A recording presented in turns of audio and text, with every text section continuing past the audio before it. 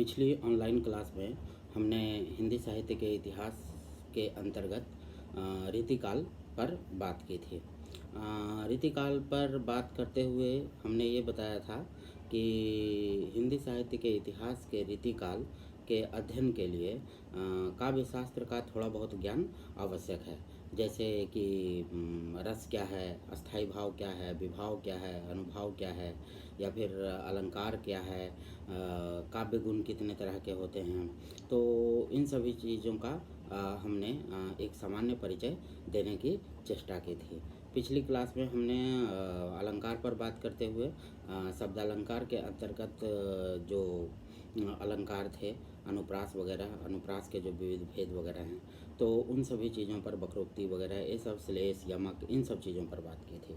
तो आज हम उसी कक्षा से थोड़ा सा आगे बढ़ते हुए शब्दालंकार, अर्थालंकार पर बात करेंगे। तो अर्थालंकार के अंतर्गत कौन कौन से अलंकार आते हैं, और कुछ कुछ जो है नायिका भेद वगैरह कितने तरह के होते हैं, क्योंकि इन सभी का ज्ञान रीतिकालीन कविता के अध्ययन के लिए आवश्यक जान पड़ता है।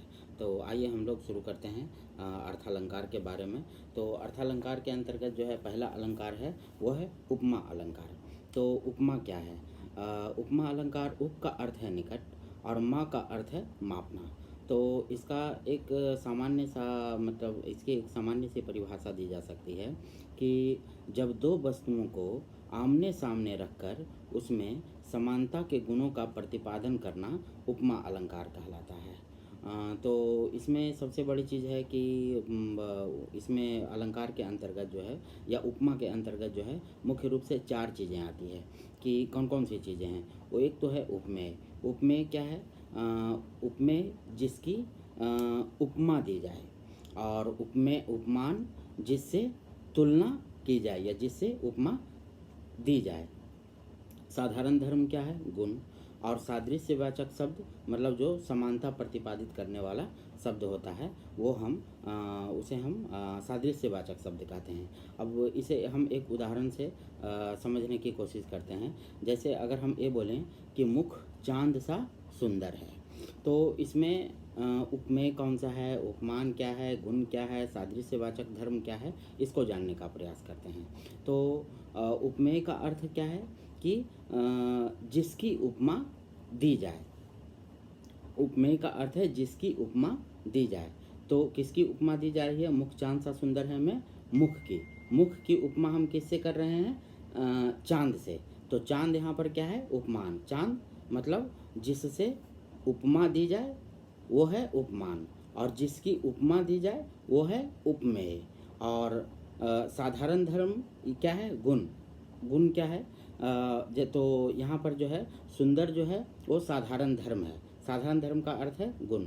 तो मतलब मुख चांद सा सुंदर है, इसमें मुख जो है वो है उपमेय है। उपमेय का अर्थ होता है जिससे उपमा दी जाए। उपमान जिससे उपमा दी जाए, तो जिससे उपमा दी जाए।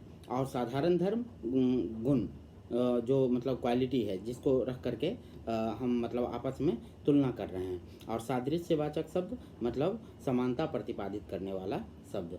तो इसका उदाहरण है मुख चांद सा सुंदर है। तो हम मुख की उपमा दे रहे हैं चांद से। तो मुख यहाँ उपमेय है, मतलब उपमेय का अर्थ है जिसकी हम तुलना कर रहे हैं, और उपमान जिससे हम तुलना कर रहे हैं। तो मुख यहाँ चांद है और मुख की तुलना हम चांद से कर रहे हैं, तो चांद जो है वो उपमान है। तो मुख उपमेय, चांद उपमान। उपमान का अर्थ है जिससे हम तुलना कर रहे हैं, और मुख जिसकी हम उपमा दे रहे हैं। तो मुख उपमेय है, चांद उपमान है, और गुण जो है, गुण क्या है? साधारण धर्म गुण जो है वो है सुंदर। और सादृश्यवाचक शब्द क्या है? कि मुख चांद सा सुंदर है। सा मतलब एक तरीके से समानता प्रतिपादित कर रहा है। मुख और चांद में समानता प्रतिपादित करने वाला जो शब्द है वो सा है। तो मुख जो है उपमेय है, चांद उपमान है, सा सादृश्यवाचक शब्द है, समानता प्रतिपादित करने वाला शब्द है, और सुंदर साधारण धर्म है। और अब इसका अगला अलंकार जो है वो है रूपक अलंकार। रूपक अलंकार किसे कहते हैं? उपमेय पर उपमान का निषेध रहित आरोप। उपमेय पर उपमान का निषेध रहित आरोप। जैसे मुख चांद है, मतलब हम मुख को ही चांद समझ ले रहे हैं, तो मतलब वहाँ पर हम उसकी उपमा नहीं दे रहे हैं, सीधे हम ये कह रहे हैं कि मतलब मुख ही चांद है, मुख चांद है, मतलब चांद और मुख में कोई मतलब अंतर नहीं है, दोनों मतलब वो समान है। तो यहाँ पर मुख क्या है? उपमेय है, चांद उपमान है। उपमान क्यों है? क्योंकि हम जिससे उपमा दी जाए, और मुख उपमेय। यहाँ सादृश्यवाचक जो शब्द है और साधारण जो धर्म है मतलब गुण, वो यहाँ पर गायब है। अब आते हैं उत्प्रेक्षा अलंकार।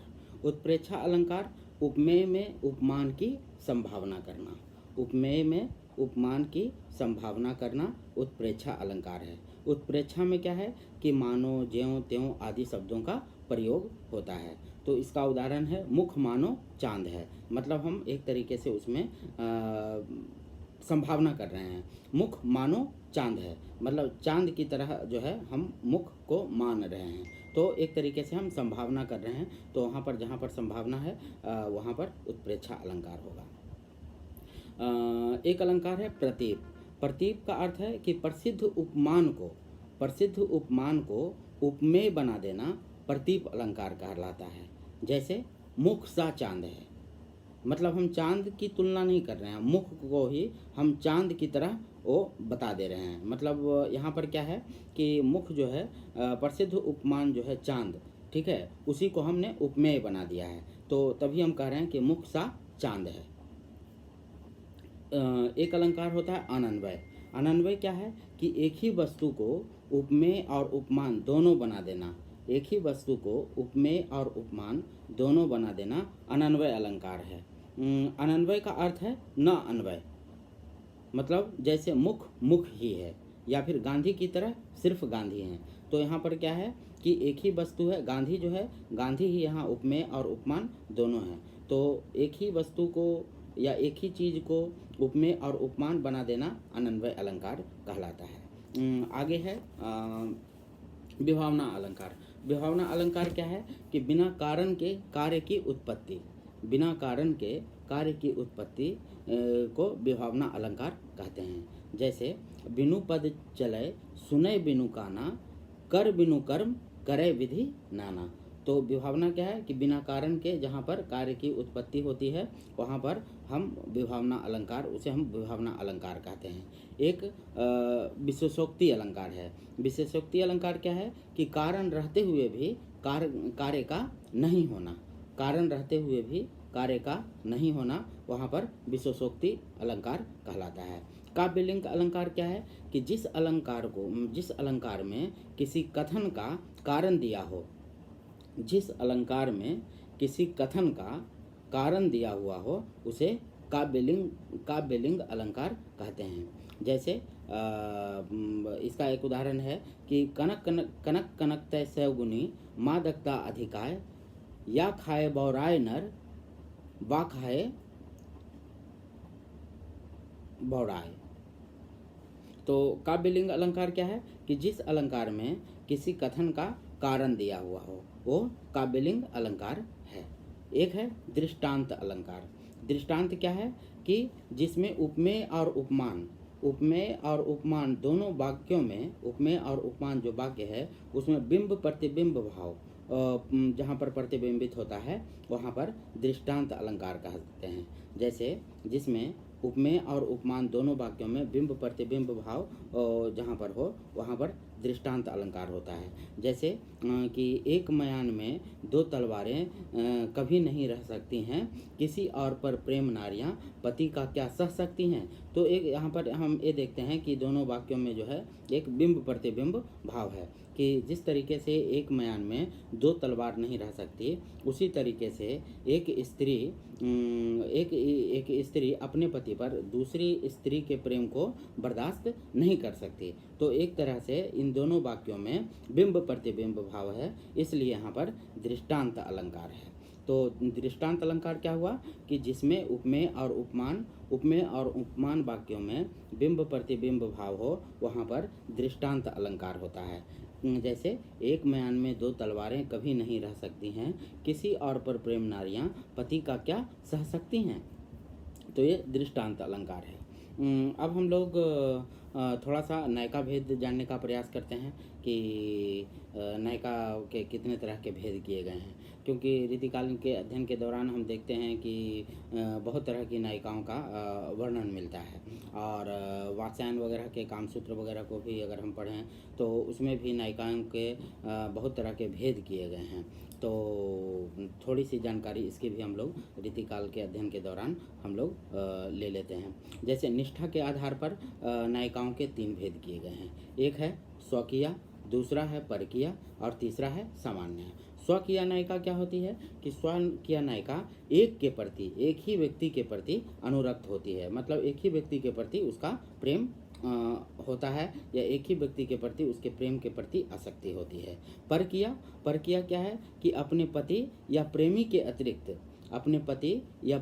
अतिरिक्त किसी अन्य के साथ भी प्रेम में अनुरक्त जो होती है वो परकीया नायिका है। और सामान्य जो है वो सामान्य वेश्या के लिए प्रयोग में लाया गया है, और वह अनेक में अनुरक्त हो सकती है।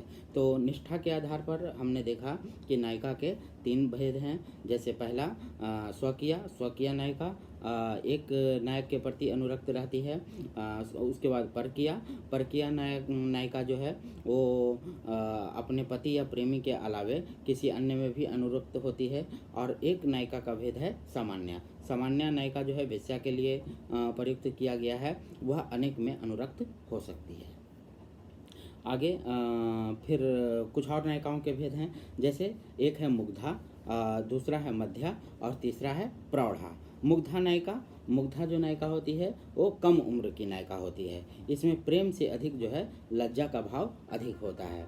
तो मुग्धा नायिका क्या है कि मुग्धा नायिका कम उम्र की नायिका होती है और इसमें प्रेम से अधिक जो है लज्जा का भाव होता है। दूसरा जो है वो है मध्या जो नायिका है उसमें काम भाव और लज्जा भाव, मध्या नायिका में काम भाव और लज्जा भाव दोनों समान रूप से मौजूद होते हैं। और प्रौढ़ा जो नायिका है, प्रौढ़ जो नायिका होती है वयस्क से थोड़ा ऊपर, प्रौढ़ नायिका जो होती है वो काम कला में प्रवीण होती है। तो ये हमने कुछ नायिकाओं के भेद के बारे में जानने की कोशिश की। स्वकीया, परकीया, सामान्य, निष्ठा के आधार पर किए गए भेद हैं। फिर कुछ और भेद किए गए हैं मुग्धा, मध्या और प्रौढ़ा। मुग्धा नायिका क्या है कि कम उम्र की नायिका है और इसमें प्रेम से अधिक लज्जा भाव होता है। मध्या जो नायिका है वो जिसमें काम भाव और लज्जा भाव दोनों समान रूप से मौजूद होते हैं। और जो प्रौढ़ा नायिका होती है वो काम कला में प्रवीण होती है। अब मुग्धा नायिका जो है, मुग्धा नायिका के भी कई सारे भेद किए गए हैं। जैसे एक है ज्ञात यौवना, अज्ञात यौवना, नवौढ़ा और विप्रल और है विश्रब्ध नवौढ़ा। तो जिसे अपने यौवन के आगमन का पता हो, जिसे अपने यौवन के आगमन का पता होता है उसे ज्ञात यौवना नायिका कहते हैं। जिसे अपने यौवन के आगमन का पता हो उसे ज्ञात यौवना नायिका कहते हैं। और जिसे अपने यौवन के आगमन का पता न हो उसे अज्ञात यौवना कहते हैं। नवौढ़ा क्या है कि जिस नायिका का काम भाव लज्जा से आवृत हो, मतलब लज्जा से ढका हुआ हो, वो नवौढ़ा नायिका है। नवौढ़ा नायिका कौन है कि जिस नायिका का काम भाव लज्जा से आवृत हो, आवृत का मतलब है ढका हुआ, तो जिस नायिका का काम भाव लज्जा से आवृत हो उसे हम नवौढ़ा कहते हैं। और विश्रब्ध नवौढ़ा जिसे नायक के प्रति विश्वास का भाव हो, जिसके मन में नायक के प्रति विश्वास का भाव हो, वह है विश्रब्ध नवौढ़ा। फिर पति प्रेम के आधार पर स्वकीया और परकीया जो नायिका हैं, स्वकीया के बारे में हमने बताया, स्वकीया परकीया, पति प्रेम के आधार पर स्वकीया और परकीया के दो भेद बताए गए हैं। एक है ज्येष्ठा और दूसरा है कनिष्ठा। ज्येष्ठा जिसे पति अधिक चाहता हो। स्वकीया और परकीया जो नायिका है उसके दो भेद हैं, एक है ज्येष्ठा और दूसरा है कनिष्ठा। तो जिसे पति अधिक चाहेगा, जिसे पति अधिक चाहता है वह ज्येष्ठा नायिका है, और जिसे पति कम चाहता हो वह कनिष्ठा है। फिर अवस्थाओं के आधार पर, अवस्था के आधार पर नायिका के 8 भेद किए गए हैं। अवस्था के आधार पर नायिका के 8 भेद किए गए हैं। उसमें से कुछ भेद हम लोग जानने का प्रयास करते हैं। एक है प्रोषित पतिका। प्रोषित पतिका का अर्थ है कि जिसका पति या प्रेमी जो है परदेश गया हुआ हो, वो है प्रोषित पतिका। एक दूसरी नायिका खंडिता नायिका, पर स्त्री संसर्ग से चिन्हित नायक को देखकर ईर्ष्या कलुषित से भरी हुई नायिका खंडिता नायिका कहलाती है। खंडिता नायिका कौन है कि पर स्त्री संसर्ग से चिन्हित पुरुष या अपने प्रेमी को देखकर ईर्ष्या या कलुष से भरी हुई जो नायिका है वो है खंडिता नायिका। तो उसी तरीके से एक और नायिका का भेद है कलहांतरिता। कलहांतरिता मतलब प्रार्थी नायक को अपमानित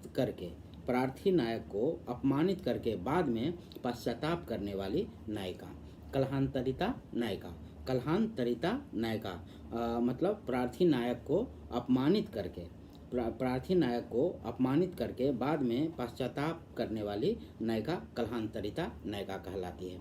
एक है नायिका का अगला जो भेद है वो है विप्रलब्धा। विप्रलब्धा मतलब नियुक्त निश्चित स्थान पर, नियुक्त मतलब पहले से जो मतलब जिस जगह की हमने मतलब जो जगह मिलने के लिए निश्चय कर दिया गया हो उसके बारे में कहा जा रहा है कि नियुक्त निश्चित स्थान पर प्रेमी या नायक के न आने पर अपमानित हुई नायिका वो है विप्रलब्धा। विप्रलब्धा नायिका क्या है कि निश्चित जगह पर किसी प्रेमी या प्रेमिका को मिलना है और वहाँ पर जब नायक या प्रेमी नहीं आता है तो उससे अपमानित होने वाली जो नायिका है वो विप्रलब्धा नायिका कही जाती है। एक है उत्कंठिता। उत्कंठिता क्या है कि संकेतों से समझाने पर भी नायक के न समझने पर बेचैन विकल होने वाली जो नायिका है वो उत्कंठिता है। उत्कंठिता नायिका क्या है कि नायक जो है नायिका नायक को अपने संकेतों से समझाने का प्रयास करती है और उसके संकेतों को जब नायक नहीं समझ पाता है तो उससे जो नायिका बेचैन होती है, विकल बेचैन होती है, वो उत्कंठिता नायिका कहलाती है। इसका अगला जो भेद है अवस्था के आधार पर, एक है वासक सज्जा। वासक सज्जा नायिका श्रृंगार आदि से विभूषित होकर अपने प्रिय नायक की प्रतीक्षा करने वाली नायिका को जो है वासक सज्जा नायिका कहा जाता है। वासक सज्जा नायिका की श्रृंगार आदि से विभूषित होकर के अपने नायक की या अपने प्रेमी की प्रतीक्षा करने वाली नायिका जो है वो वासक सज्जा नायिका कहलाती है। उसी तरीके से इसका अगला जो भेद है वो है स्वाधीन पतिका। स्वाधीन पतिका क्या है कि गुणों से विभूषित अपने पति या प्रेमी से सम्मान पाने वाली नायिका, अर्थात जिसका पति या प्रेमी आज्ञाकारी हो। स्वाधीन पतिका नायिका मतलब इसका सामान्य सा अर्थ है कि जिसका पति या प्रेमी आज्ञाकारी हो, उसकी हर बात को मानता हो, अपने प्रेमी से सम्मान पाने वाली एक तरीके से नायिका या अपने प्रेमी से सम्मान पाने वाली नायिका या जिसका पति या प्रेमी आज्ञाकारी हो वह स्वाधीन पतिका कहलाती है। फिर अवस्था के आधार पर जो अंतिम भेद है नायिका का 8वां भेद वो है अभिसारिका। अभिसारिका का क्या अर्थ है कि हम कामातुर होकर नियुक्त निश्चित स्थान पर पति या प्रेमी से मिलने के लिए जाने वाली नायिका अभिसारिका का क्या अर्थ हुआ? अभिसारिका का अर्थ यह है कि कामातुर होकर के, काम वासना से वशीभूत होकर के अपने पति या प्रेमी से नियुक्त स्थान पर मिलने के लिए जाने वाली जो नायिका है वो अभिसारिका कहलाती है। तो आज हमने लगभग काव्य शास्त्र का सामान्य परिचय हासिल किया। अगली क्लास में हम लोग थोड़ा सा रीतिबद्ध, रीतिसिद्ध और रीतिमुक्त कवियों के बारे में या उसकी विशेषताओं के बारे में चर्चा करेंगे। तो उसके बाद हमारा रीतिकाल जो विषय है वो समाप्त हो जाएगा। उसका सामान्य परिचय एक तरीके से हम लोग प्राप्त कर लेंगे और उसके बाद हम लोग अगली क्लास की ओर बढ़ेंगे। आधुनिक काल से उसकी शुरुआत होगी। तो अभी मुझे लगता है कि एक और क्लास रीतिकाल पर आवश्यक है। तो अगली क्लास हम लोग रीतिबद्ध, रीतिसिद्ध, रीतिमुक्त कवियों की क्या विशेषताएं हैं, उसके प्रेम चित्रण में क्या अंतर है, तो इन सभी चीज़ों को एक तरह से जानने का प्रयास करेंगे। और ये सब रीतिकाल के सामान्य परिचय के अंतर्गत हमारी क्लासेस चल रही है। तब तक के लिए धन्यवाद।